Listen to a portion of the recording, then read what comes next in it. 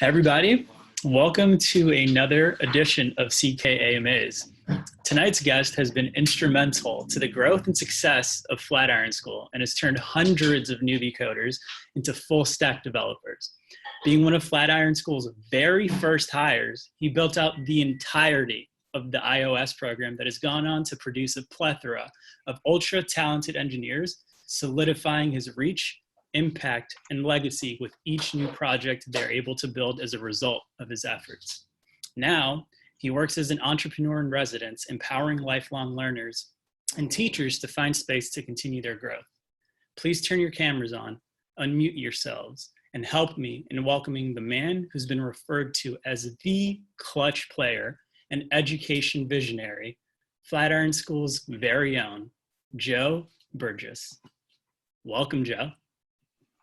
Thanks. That was quite the introduction.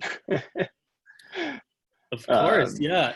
There's just so many things that you've been able to do as like a result of your, your kind of curiosity kind of driving you and building things that you kind of like and helping others kind of succeed in their own regard.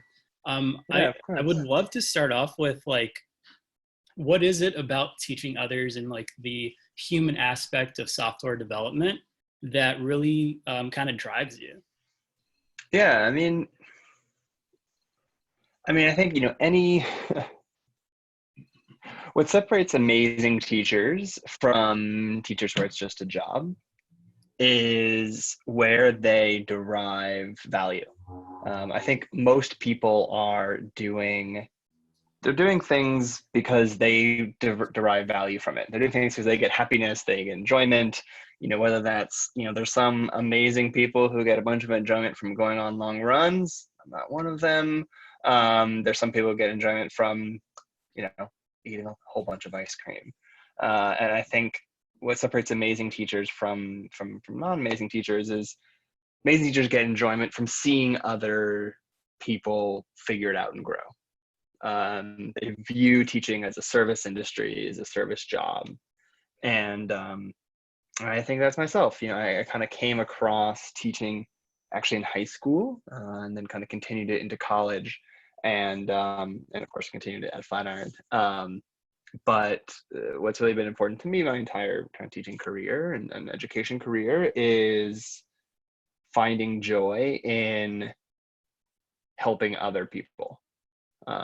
Makes me happy. I imagine he'll makes a lot of our students happy, and that's great. But I think the reason that keeps me going is that I really enjoy it myself. And so when you kind of build these like curriculums, right? You go from being a learner to having to master that like conceptually to a certain degree where you're actually able to educate someone else. Do you mind talking about that process from where you came from, teaching yourself how to code at a young age to ultimately turning around and kind of giving that back? Yeah, so I learned to code a while ago, way before the bootcamp industry, anything like that. I mostly learned to code actually from books, HTML and HTML4, and learn HTML4 in 21 days. I don't know if this book still exists, but that was a lot of what I did. And when you're learning, the thing that drove me from learning is I wanted to build stuff. I really have never been interested in the theory. I just want build cool stuff, make things amazing in the world. And so what that's meant is initially I didn't understand it that deep. And I think over years and years of writing code or really doing anything, you start to understand not just how to get it done, but how, why it's working. In teaching, there's something called Bloom's taxonomy, and there's application level understanding. And if you go one layer deeper, there's actually, kind of theoretical understanding and all of that. As I transitioned from just doing to having to teach, a lot of what it means is self-introspection, right? It's looking at how, not only what is your thought process, how, what is 1 + 1, but it's how did you know to do 1+1? And so a lot of my time was spent kind of writing a curriculum and coaching others to write curriculum, is constantly asking that question of, wait, how did you know to go from step A to B, right? Because I'm pretty sure everyone here who started to play with coding or any kind of tech profession gets it, that if I said, hey, go write an if statement that compares variable A to variable B, like, yeah, you're good to go. But it's figuring out which if statements to write that's the hard part. And so I think the thing that really humbled me when I first started teaching code, and now I feel very confident I'm pretty good at, is introspecting my own thought process of how I came up with those thoughts and came up with those solutions, and forcing our curriculum team and teaching team to realize that the thing that they're doing that's amazing is not teaching people how to write if statements. It's teaching people which if statements to write. It's teaching people to get their own intuition. And that requires not just a level of understanding of the material, but actually a level of understanding of yourself. You have to look inside yourself to be an amazing teacher. Because otherwise you're just making leaps and you can't actually explain how you went from A to B to C. I think that was a skill I kind of got over. I've written a lot of curriculum, much of our software engineering curriculum, our iOS curriculum, worked heavily on the data science curriculum. So I've written a lot, and I've been humbled a lot by sometimes gaps in my ability to articulate my own thinking. So we actually host a ton of workshops, and Craig's in the audience as well, and he hosts his own workshops too. What kind of like advice would you have for someone just starting out that they're switching from, and to a certain extent, right? Like they're still learning, but there are certain things that they kind of know more than others. How would you advise them to kind of get into that mode of like instructing? I think a lot of it is stay humble, in that it's not, if your class isn't getting it, it's, as for better or for worse, most likely it's your fault. Take that as feedback of how to get better. If one person's not getting it, then there's probably something there. But if you're getting a pattern, stay humble. Realize that it could be you. This idea, I think a lot of teachers fall into this trap where they say, well, I told them that you can't compare a Boolean to a string, so they know it. That's not it. Like, the way someone knows something has nothing to do with whether you told them or not. It only has to do if they can demonstrate knowledge of that. And that doesn't mean, does everyone understand, give me a thumbs up. They'll give you a thumbs up. What that means is you need to ask more substantive questions to understand, did they actually get it? Things like, instead of, do you guys understand what you can compare Booleans to? You need to ask the question of, which of these 4 things can I compare a Boolean to? That's demonstrated understanding, not kind of superficial, like, yep, I get it. Who knows what that means, right? And I think you need to take that feedback and really just stay humble about the fact that you're not going to succeed on teaching everyone. You're going to fail, and you're going to get better and better at it. But don't blame the students. Don't think it's because they're stupid. Look inside and realize that the best thing you can do is take that feedback and figure out better ways to do it.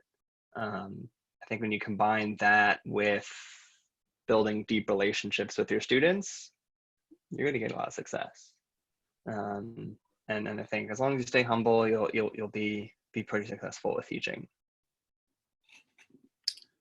Now, before we open this up to everyone else like asking questions, I also kind of wanted to highlight a bit about Joe's background. So Joe's been, like I mentioned before, one of Flatiron's very first hires, and he's seen that like grow over time, and things can get really hectic and change drastically as you kind of growing and having much larger reach than you originally anticipated.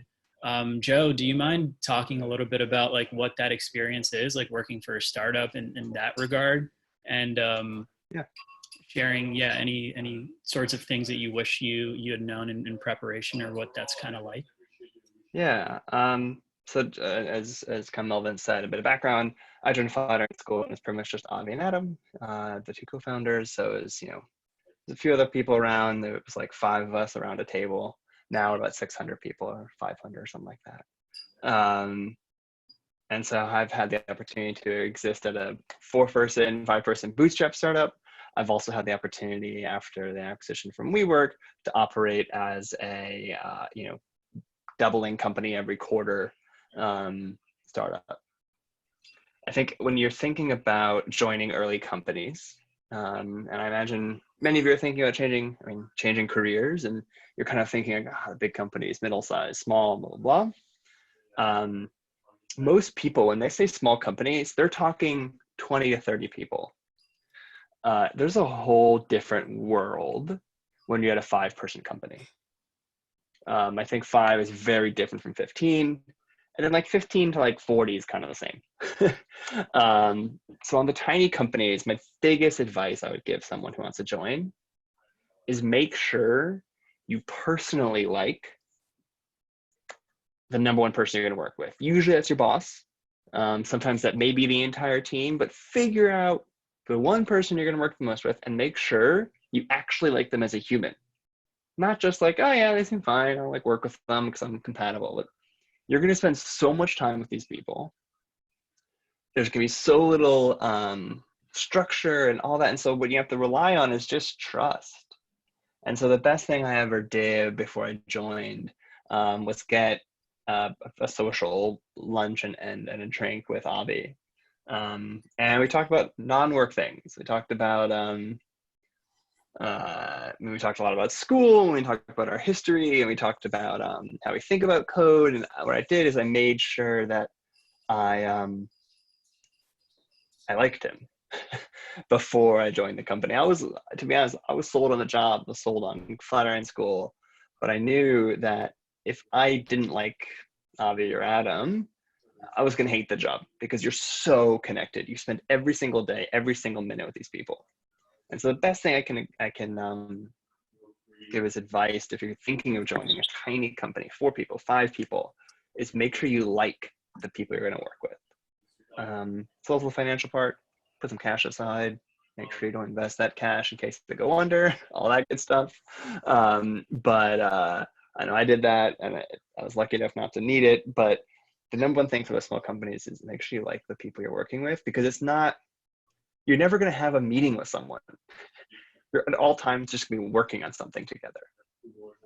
And so that combined with the kind of usual stuff of small companies, which works all the way up to probably 40 or 50 people, which is like, you're not going to get structured mentoring. You're not going to get, you're going to do a bunch of stuff that's not your job. You need to realize that, like, look, I was also an IT person. I was an IT person until we were like 120 people. I came in to teach a class Saturday morning once, and the previous Friday night was graduation for students, and they'd been drinking, and it smelled like a frat house in the office in the school. And so there was no cleaning staff to clean it up, but we had to teach this class, we had to enroll, we had to be successful. And so I grabbed a mop and a bunch of Febreze and cleaned everything up. And so I think, there's the glamorous part of startups and getting to do things you would never get to do, right? Pitch to big CEOs because there's no one else there, right? But for every amazing like opportunity you would never expect, there's going to be 5. Hey guys, the phone's ringing off the hook. Can you just make sure you answer it? Like I remember when we first raised VC money and our phone would not stop ringing. And I happened to be next to it and we didn't have anyone to answer the phone. So I was just answering the phone all day long. And I'm saying, are you the director of marketing? Can we speak to the director of marketing? I was like, we don't have a director of marketing. It's like, sure. And they pitched me on something they wanted to sell me. I was like, oh, we're not buying, hang up.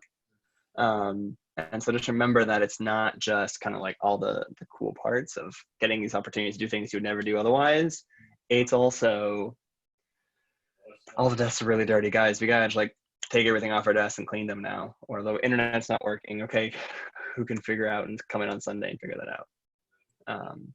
Yeah, Kind of I think that these are like super transferable like nuggets, just because regardless in what kind of like environment or circumstance or context that you're thrown into, you always want to be that person that's like like a lightning bolt of energy that people want to Yeah. be around, and you're constantly like, if the trash needs to be taken out, like you want to be the person that's taken out the trash the best way that it's ever been taken out before, right? And Yeah. slowly you start to like build that like credibility, like you're building up that credit that actually allows you to expand on your own roles and your responsibilities. Do you mind talking a little bit about how like you've expanded your own role when you first started, and then Yeah. grew into VP of education, and kind of growing with that role? I think the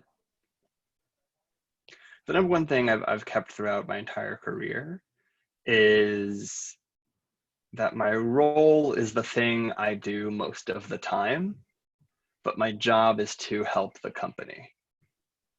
And what that means is every now and then your department, you're gonna have to take a hit. To not the best thing for your company, but it's something, not best thing for you, but something for the company. And so the thing that has, whenever you think of the person you want to give more responsibility to, it's the person you trust to make the best decision for the company. And my entire career, I've done everything I can to make those decisions and to realize that every room I come into, I may come into from the aspect of either myself or my department, depending on kind of where I am. But my goal is to make the company move forward. And the early days, that means, look, someone's gonna take the trash out. But in the later days, that means taking on a bit more work for your department so that another department can get caught up on this other thing. But I think really what it is focus less on your position, your role. Obviously, make sure you're doing a good job, but at all times, think bigger than your role.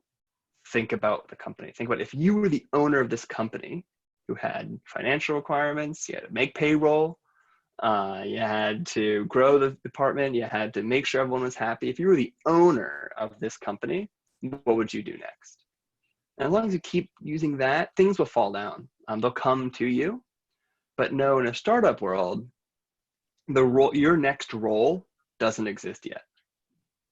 You're not going to be able to look at the current VP of education and say, oh, that's the job I want. Whenever he gets promoted or she gets promoted, I'll go take her role, right? Instead, the roles that you're going to move into are going to be created for you. They're going to be created out of necessity, and they're going to put you in them. And so that's another kind of difficult thing for many people is they're like, well, what's my next step in this career? It's like, I don't know. There's going to be one as soon as we grow, but help us grow, and then there'll be a role. Every time there's growth, a vacuum gets created. And for you to continue your careers, to realize is that you want to step into those vacuums. Those vacuums are usually what helps the company the most. And they're often what allows you to get more responsibility and therefore more promotions and all that good stuff, right? I find those vacuums, because you can feel them, are a really good signal for how you can put the company ahead of yourself sometimes, or ahead of your role, not necessarily yourself, but your role. And that's what I've done. Every time I've seen a vacuum or felt it, I just kind of stepped into it, didn't really ask anyone, just kind of started doing it, and it kept going from there.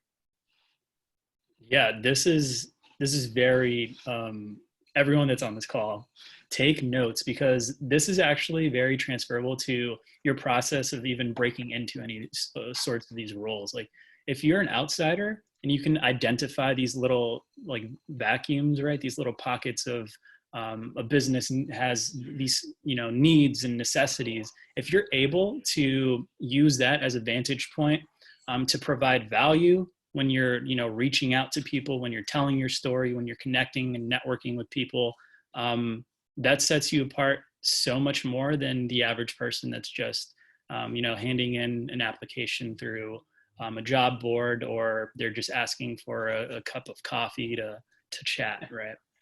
especially at smaller companies, no one gets the job or the promotion from doing the normal, like doing the thing someone told you to do.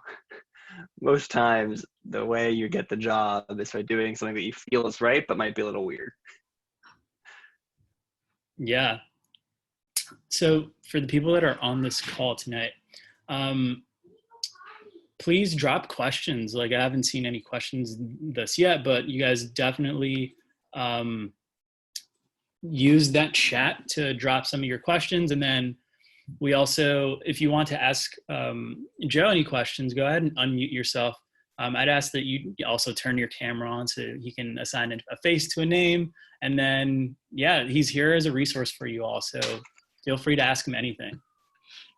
I can answer Yes. Gamira's question, and I promise I apologize if I pronounce your name wrong. That was really close. Was it? Giamira. What is it? Giamira. Giamira.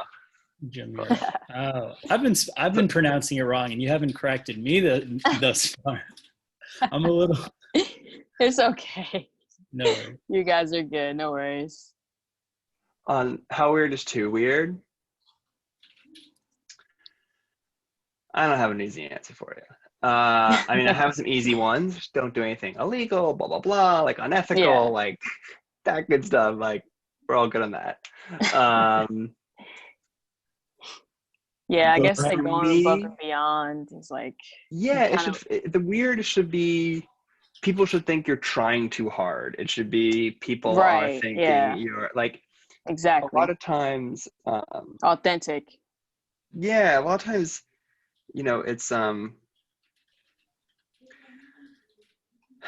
weird might not be the right thing, but I guess like doing something, you don't need to always do something that other people have done, right? I guess that's more of it. It's not necessarily weird, right? If it's weird, if you're like, man, this is a weird thing I'm doing, tread carefully. If it's, I've never seen someone do this before, that's where but like, it feels fine. That's where I think there's a space for you to go in. You know what I mean? Gotcha. Often, like, so Flatiron School, one of our first talks we gave is this thing that came from where I went to school, Carnegie Mellon, called the reasonable person principle.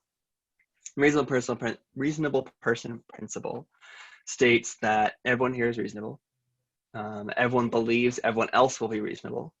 And that if you're not being reasonable, it is our job to tell you. A reasonable person pays attention to their usage of things in the context of others. A reasonable person is aware of how their actions affect others. And my favorite thing about that principle is you never really have to define a reasonable person.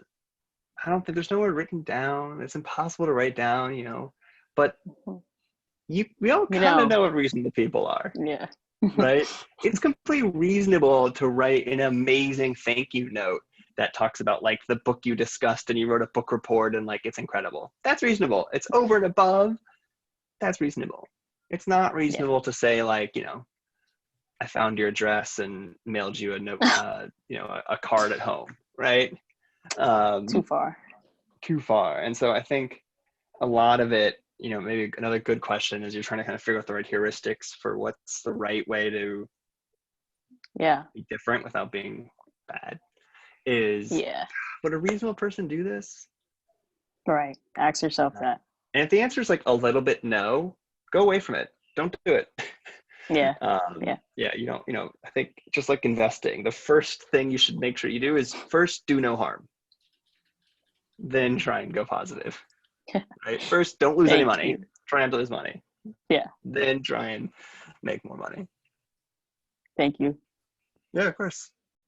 All right. I think Euless has a question here. Yeah, I go next. That's a little off the topic, but I was wondering, out of the bootcamp, right, the Flatiron, is there any student that have already secured a job before they even graduated from this bootcamp? Every now and then, someone will get a job before they graduate. Yeah. It's not often, mostly because one, the program's pretty, it's pretty intense. Right. And so it can be kind of hard to find a gig. But two, there's kind of with learning to code, there's kind of a critical mass required, a critical speed, right, an escape velocity before you're useful. And anything under that, even though you're a great JavaScript programmer, if you can't do some certain things, you're just not worth any money yet.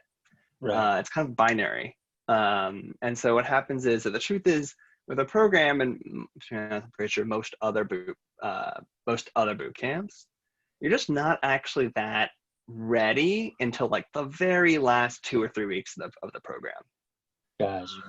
And so it's just most people won't get that job just yet. But yeah, we get it every now and then. People get Like jobs. securing internship with one of the big companies. Internship, or their buddies owns a auto dealer that looking for a programmer, whatever. I right? work on an auto dealer right now. Well, I'm laid off at the moment, but that's part of I am sorry to hear that, but right. yeah, I mean, it's sometimes like a buddy of a buddy hires them ahead of time or something like that, or it's like a contract gig but not a real like salaried, right, or something. Gotcha. But it happens, definitely. Great, thank you. Yeah.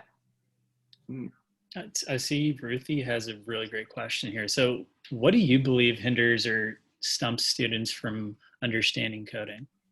Yeah. I think the biggest one is students saying it's not doing what I asked it to do.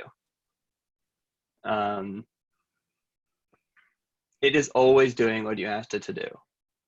The computer. It just is. It is always doing that. The reason people say computers are stupid, right, when they seem so smart, is that they can only do what you ask them to do. Every now and then, sure, maybe you'll find a bug in the compiler or the interpreter. I've never found a bug in the compiler interpreter, but maybe you come across it, great. But it's always doing what you expect it to do. And I think fully getting that, which is that whenever it's not working, it has nothing to do with the computer, it has to do with your code. And so starting to get good at debugging, I think once you realize that, if you think it's going to do this, if you think you told it to do this and it's doing that, the best thing you can do is start to understand what is in that space. And you do that through debugging. You check your assumptions. You're assuming, okay, I'm assuming this variable right now has the name Joe in it. Great. Let's write a debugger statement, print name and see if it has Joe. And what you're going to do is you do everything you can to fill that gap, to realize, and so all of a sudden you're going to get to the bottom where you're going to realize, okay, I know exactly what I'm telling the computer to do. I'm telling it to do the wrong thing by accident. And now you need to kind of get into logic and like, how do I tell it to do the right thing? But I think the number one is really, it's not doing what I told it to do. And it'll always do what you tell it to do. Yeah, that's definitely something that kind of hits home with me when I was trying to learn to code back in one of my intro to programming courses. It was always like some curly bracket or some semicolon, Yeah. but I was always like that. There's something wrong with the computer, and in reality, it's really like computers are dumb, and you're supposed to be telling it what to do. So, and sometimes it's something wrong with your understanding of the problem, right? Like that happens all the time, and that's why I always like make it work, make it right, make it fast. Which is that your first solution to something should not be the best solution. It should be whatever solution first pops into your head. Because by solving that problem the first time in whatever terrible, copy-pasty, weird way, you will start to understand better about what the actual problem is, right? And so I don't want people to stop coding because like, oh, this is the best way to do it. It doesn't matter. No one's ever chosen a non-working better way over a working slow way, right? Yeah. So I think Craig, you got a question? Yeah. I hear this sometimes. I personally understand why. I think I understand why. So Flatiron Software Engineering is teaching Ruby and Rails. I know Rails is great framework. I know it's very popular. And I hear people like, oh, why are you learning Ruby? Ruby's dead. Ruby's dead. I go to Ruby meetups. I live in Columbus, Ohio. I know there's tons of companies here that use Rails, use Ruby. Yeah. I know it's not dead, at least where I live. How do you answer that question when people ask you why Ruby? I feel like I understand because of the syntax, and to be able to learn your first object-oriented language, it makes sense. But how do you answer that question if you hear that, or if I'm guessing you've heard that before? So I think there's two sections to that answer. The first is the educational section, which is why do we teach it, right? It's like completely separate from the actual getting a job bit. It's just like, why do we teach it? And then the other part is, great, that's why you teach it, but like, hey, I'm here to get a job, right? Why teach it? Why teach it to people whose end goal is to get a job right now? So first, talk about why we teach it. We teach it because when you're starting a programming language, you want to work with a language that, one, allows you to do cool things quickly. Why? Because learning a program is a slog. It's hard. Everyone here is trying it. Like, it is not easy. And so anytime we can find a programming language that allows us to do cool, quick stuff quickly, we get those dopamine hits. They're going to keep us coming back, keep us learning more. And Ruby is one of the first languages developed for developer happiness, for software happiness, for coder happiness. It is developed for our happiness. And so that means it's a great language to learn first, because its whole thing is to make students happy, which brings you back. It brings you back to keep learning. So we have that part. And then as a language, it's just very straightforward. The way it handles objects is very consistent. There's no inconsistencies. Oh, but here's this random thing called a primitive. We don't have to deal with any of that stuff. Everything's an object. It's all very consistent. We can teach a lot of rules. I think a lot of programming languages are complex patterns applied consistently. And it's really easy to teach complex pattern. Not easy, but it's straightforward to teach complex patterns. But when they're not applied consistently, it's really hard to constantly call out why all these inconsistencies happen. Ruby's a very consistent language. So that, the consistency of it, the kind of normalness of it as an object-oriented language means you can learn a bunch of other stuff from it. Applied with, in addition to the fact that you can do cool stuff quickly with it, which gives you that constant dopamine hit to keep coming back and learning more and getting into it, is why we teach it. Now, why we teach it in this getting a job focus, there's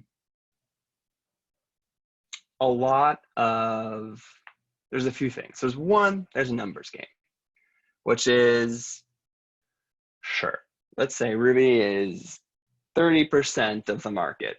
30% of hundreds of thousands of job openings means our 1,000 grads we graduate every year are still going to be fine, right?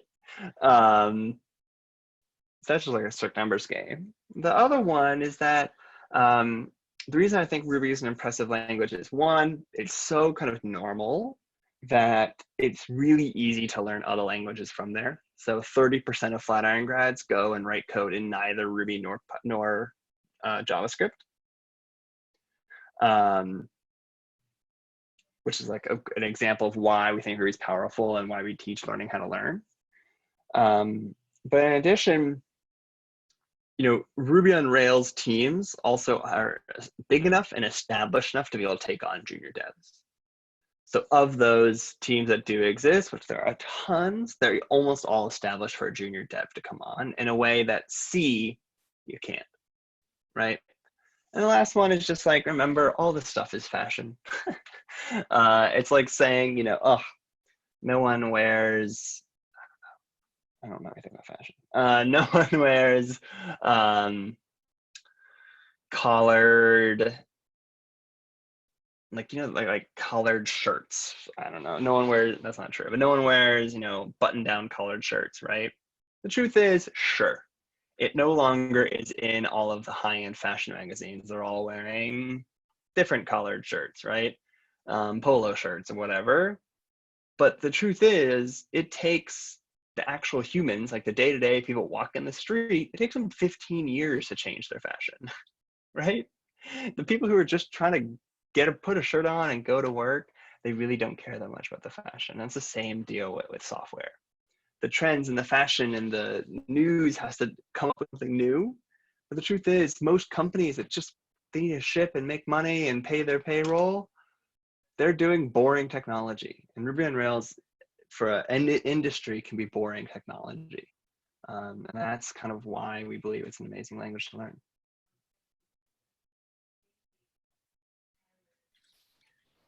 That was great. We actually have also collected a handful of really great questions in the chat, and I think both Oliver and Lamont have questions. So let's start with. And I think Rebecca did too, right? Yeah, Rebecca's question. So, what kind of tips would you have for people that are autistic and kind of struggle with learning, or just have learning disabilities in general? Yeah, I mean, the biggest one there, look, everyone, we've had a few students with different learning disabilities, and the best thing they ever did was just have an honest conversation with them. It's like, look, just tell us what works. You know you better than us. You know, all we ask is that you're open to different experiences, because a lot of folks, you know, they haven't been in school for 10 years because they graduated college a bunch of years ago, right? Or high school or whatever. But tell us what you need, and we can be accommodating. So for a lot of people, they just could not do live lectures. Well, that's fine. All of our curriculum is written down, right? I think the best advice I can give is, usually an instructor-led course will be great, simply because an instructor can be flexible with you. And so the best thing you can do is find an instructor-led course, find an instructor who you think you can build a relationship with, and be honest and open about what works and what doesn't work, and be open to trying new things, right? Don't just say, look, I can't learn anything via whatever it is, YouTube videos. Be open to giving it a shot, and then come back and say, look, I tried and I just couldn't do it. As long as you're honest with your instructor and honest with the school, you know, there's a lot of stuff you can do. But if you're not honest, not transparent, you're not communicative, it makes it really difficult. And so just tell us what communication style works for you. If you don't like video calls, you like chats, that's fine. There's all kinds of little tweaks that a school can make, but don't cost any money and aren't a pain, and I think are big deal in students' lives. Now, Oliver or Lamont, did you guys want to ask your questions? Yeah, sure. So basically I'm still new in the coding journey here. So one of the Great. questions that I have was, is it okay later on, if you don't remember everything by the book, is it okay to go back and reference stuff as a programmer? You know, Absolutely. is that normal? Yes. And so absolutely. I mean, so, you know, in all of our assessments and everything we do, and every interview I've seen, almost every interview I've seen, is open book, right? Either that's because literally it's just like, hey, use the internet, do your thing. Or you could be like, oh, I know I need to figure out if this string is in this array, but I can't remember the method. Your interviewer will say like, oh, it's the include method. And so early on, yes, it's so normal. I constantly have all these tabs open. I constantly am forgetting the syntax of everything. You know, over time you'll remember them just because you've done it a bunch. but absolutely you're going to be constantly referencing stuff over and over and over again. And that never goes away, no matter how long. Over time, you'll get more and more things that you remember on the first shot, which will increase your speed, but it never goes away that you know everything you're doing. It just doesn't. You know, I remember actually in the early days, I made flashcards to try and memorize these things, and huge waste of time, because like the second you memorize those flashcards, then you like learn one new framework and there's 1,000 new methods I need to memorize. It's a losing battle. So it's way better to get good at Googling and not memorize anything than to try and memorize everything. Thank you. So I guess we also, sorry, did someone want to, oh, Denise, how you doing? Hi, I'm fine. My question to the coach is that, is it okay to look at YouTube tutorials? I was accepted recently into Thinkful, and I've been looking at the fundamentals of the web tutorials or the class sessions, and I've been taking notes. Do you think that's helpful that I'm doing this? Absolutely. Everyone learns differently, and every school, Thinkful, Udacity, Flatiron School, all of them, we do our best to come up with as many different ways to teach someone. But anyway it works, people learn differently. And so if you find a YouTuber who, for whatever reason, they just connect with you, rock on. Use them as much as you can, get as much as you can out of them. Absolutely. Okay, thank you. Mm-hmm. And so we also had Hannah that was in the chat. So she's apparently not skeptical, but cautiously optimistic. She's wondering that, so Ruben says that there's a lot of jobs that like coding bootcamp grads land that are offline and through referral, but she's kind of wondering that a lot of these job postings do have those like CS degree requirements, right? And so yep.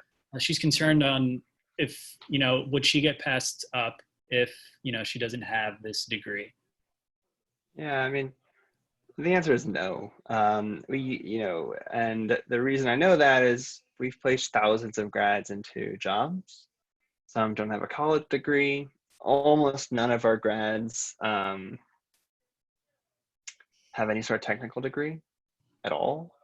And the reason, like many have BAs, many have associate's degrees. And the reason is that one thing that's beautiful about code is you can show your ability, right? Whenever there's a job that you're dying about, if you don't have the exact degree, that's fine. Just build them a little demo app that kind of does something that they would think is interesting, right? You can show your ability. It's really hard in many other fields to show your ability so well. But in a software world and data science world and UX, UI, I mean, like all these kind of tech adjacent and tech worlds, you can really easily show how good you are. And we find that's the best way we do to get around any company that says we only hire CS grads. The other little hint is HR departments, usually the ones with those very like checkboxy requirements. But if you get in front of a hiring manager, they don't care. They just want talented people. So that's a lot of what Flatiron School's career coaching and career services does, is help you get around an HR department and to a hiring manager who's like, yeah, I don't care what degree you have. I just need people who can write amazing code and are, good team members. So, I mean, I would just keep looking at outcomes reports. Outcomes are third-party audited by a separate auditor, and that includes thousands, like over 1,000 people, I think, or over hundreds. It's huge. That's real. That's very real. And so I don't know how to say, but yeah, it happens all the time. It's amazing. So for those that don't know the differences between like HR and recruiters and the hiring manager, or the people that, actually make the decisions, do you mind distinguishing between the two? Yeah, so Whenever there's a job opening, I'd say there's kind of two different roles that happen to fill that job, right? To get and hire a new software engineer. The first is the hiring manager. This is the person that the new role is going to report into usually, right? It's it's an engineering manager hiring another engineer onto their team. They're the person at the end gives a thumbs up or thumbs down, right? Whether we're going to hire this person. They probably designed the interview process. They're probably at least one part of your interview process.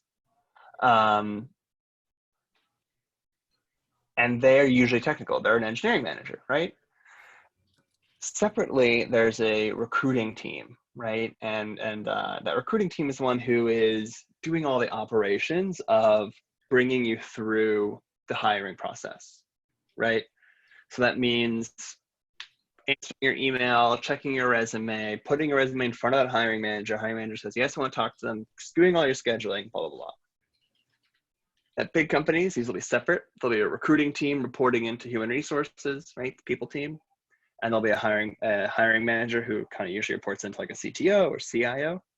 At smaller companies, that'll be the same person, right? The hiring manager will be the recruiter. And so the recruiters usually are non-technical, they're very operations focused, where the hiring managers are usually technical. And the key is the recruiter may be the gate to the hiring manager, right? They may be the key to talk to the hiring manager, but the hiring manager is the person that says yes or no. So that person is the person you want to impress. So I think we have time for one last question. Okay. Craig, you seem to have your hand up, and hi, Craig. You want to go ahead? Yeah, just something else too. I don't know, Joe, if you had anything to do with it, but when Rebecca Rombaum emailed us out a few weeks ago for current Flatiron students because of the COVID situation, they had made some allowances to try to help students out who had been affected by of course.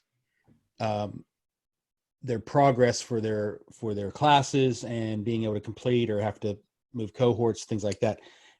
Were you involved in that decision, that process? And if so, thank you. If not, sorry to put you on the spot, but I just want to say it's appreciated because I'm currently doing the self-paced now, and that gives me more time to get completed. And I had a rough year before the COVID going on with losing my dad and different stuff, and it's really helped take the stress off me a little bit to know I got more time to get it done. That's so good to hear. I'm really happy to hear that, Craig, and that's why we do it, right? That's why we do it. And I was peripherally involved. In the end, it's Rebecca runs that program, and but I was to have the opportunity to kind of be in the room as we kind of went through. All right, great. We're COVID, early March. Okay, COVID is a real deal. What are all the things we got to start doing, from finance to operations to regulatory to corporate? Like, how do we do corporate homework from home? And so we that was mostly Rebecca. So I know I will pass the kind words on to her. Cool, appreciate it, man. Twitter and stuff. I don't know who runs your Flatiron Twitter, but I'm a big fan. Tell them thanks. I will. They get my sense of humor, so that's always good. But otherwise, thanks. I appreciate you being here tonight too. I'm sure everybody else does, but I know you're taking time out just to come hang out with some Career Karma people. It's good of you. Thank you. It's been fun. This is great. So unfortunately, we do have another workshop right after this, and I just realized right now, technicality-wise, we are using my account, so we need people to kind of transfer over there. But before we close off, I'll ask you one more question, Joe. But before we do that, where can people find you? Yeah, I'm on Twitter at JM Burgess. So I'll put it in the chat, JM Burgess. I'm also on email. Not private. I'm saying he's probably to Nicole for some reason. To everyone at JM Burgess.